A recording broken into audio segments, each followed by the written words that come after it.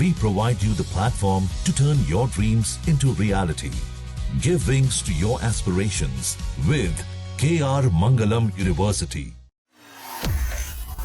आपको जानकारी दे दूं कि ट्रंप का ये बयान सामने आया है, ईरान ने कई बार युद्ध विराम को तोड़ा है। तो ये बड़ी जानकारी आपसे साझा कर रहे हैं, जहां अमेरिका और ईरान के बीच युद्ध को चलते हुए 1 महीने से भी ज़्यादा का समय हो चुका है।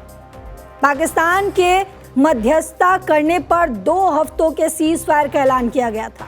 लगातार इसकी चर्चा हो रही है और लगातार आप तक जानकारी पहुंचा रहे हैं। लेकिन इस सीज फायर को लेकर अब अमेरिकी राष्ट्रपति यानी कि डोनाल्ड ट्रंप का बयान सामने आया है। डोनाल्ड ट्रंप ने ट्रुथ सोशल पर लिखा है, ईरान ने कई बार सीज फायर का उल्लंघन किया। आप सोचिए इस एक बयान का क्या मतलब हो सकता है, जहां सीज फायर खत्म होने वाला है, जहां बातचीत होने वाली है इस्लामाबाद में, जहां ईरान मानने को तैयार नहीं है, ईरान इस बातचीत में शामिल होने को तैयार नहीं है, उस बीच डोनाल्ड ट्रंप का ये बयान सामने आता है और वो साफ तौर पर कहते हैं कि ईरान ने कई बार सीज फायर का उल्लंघन किया है और अगर इस बार वो नहीं हमारी मेज पर बैठता है तो हम हर तरफ से बम बरसाएंगे। क्या इसका मतलब निकल कर सामने आता है? हालांकि कयास यही लगाए जा रहे हैं, कयास यही है और उम्मीद भी यही है कि जल्द युद्ध रुके और शांति हो, क्योंकि इसका असर सिर्फ अमेरिका, इजराइल और ईरान तक सीमित नहीं है। इसका असर सीधा मुझ तक, आप तक, आपके जेब तक, आपके घर तक, आपके घर में जलने वाले चूल्हे पर पड़ रहा है।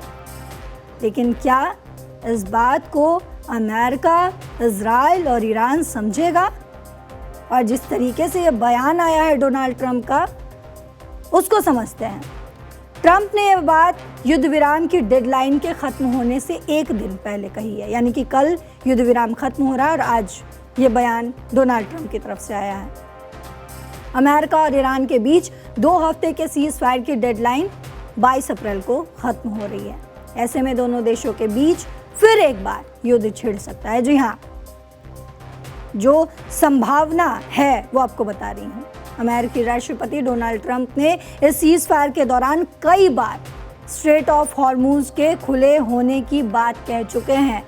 हमने भी चर्चा की थी, हमने भी आपको बताया कि ईरान की तरफ से अरागची ने ये ट्वीट किया था। वहीं ट्रंप ने बताया था कि अमेरिकी सेना ने हॉर्मुज में ईरान के जहाज़ों को तबाह कर दिया है। इजराइल के प्रधानमंत्री बेंजामिन नेतन्याहू ने कहा कि बड़ी कामयाबियों के बावजूद इजराइल का युद्ध जारी रहेगा, जारी है और जारी रहेगा। यह नेतन्याहू की तरफ से कहा गया है, इजराइल की तरफ से कहा गया है। नेतन्याहू ने यह भी कहा है कि इजराइल का सैन्य अभियान अभी खत्म नहीं हुआ है। ये एक्सक्लूसिव जानकारी आपको दे रहे हैं।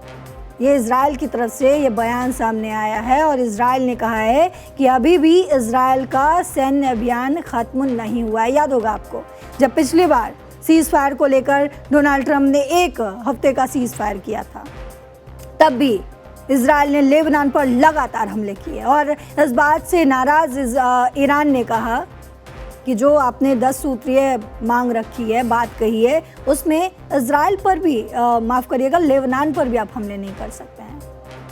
लेकिन ये युद्ध फिर भी जारी रहा, लगातार हमले होते रहे। लेकिन फिर से 2 हफ्ते का सीज फायर हुआ। दोनों पार्टीज जो हैं यानी कि ईरान और अमेरिका मान चुका है। लेकिन क्या इजराइल इसको मानने देगा?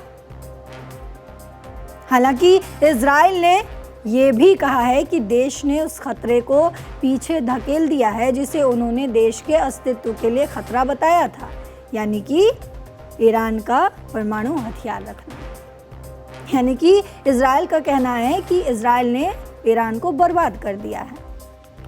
वहीं ट्रंप ने यह भी बताया था कि अमेरिका ने हॉर्मुज में ईरान की बिछाई हुई बारूदी सुरंग का भी खात्मा कर दिया है, जिससे हॉर्मुज सुरक्षित तौर पर खोला जा सकता है। लेकिन ईरान ने अभी भी इस जलमार्ग पर अपना कब्जा होने की बात कही है।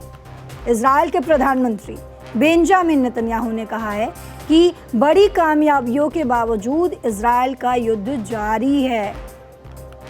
नेतन्याहू ने कहा है कि इजराइल का सैन्य अभियान अभी खत्म नहीं हुआ है। अब समझिए इन तमाम बयानों के मतलब क्या हो सकते हैं।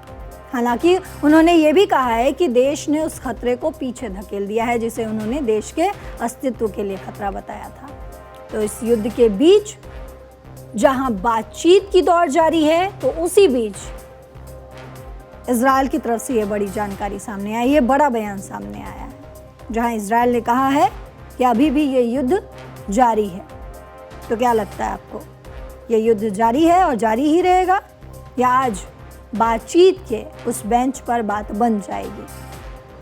डोनाल्ड ट्रंप और ईरान एक दूसरे से सहमत हो जाएंगे? क्या हम तक और आप तक जो चुनौतियां पहुंच रही हैं इस युद्ध को लेकर, जो भी आप में से कोई भी जो स्टॉक मार्केट में लगातार अपने पैसे निवेश कर रहे हैं, जो स्टॉक मार्केट में फ्लक्चुएशन हम देख रहे हैं, क्या उसमें जो है कुछ ठीक हो पाएगा? ये लगातार अपडेट्स हम आपको दे रहे हैं।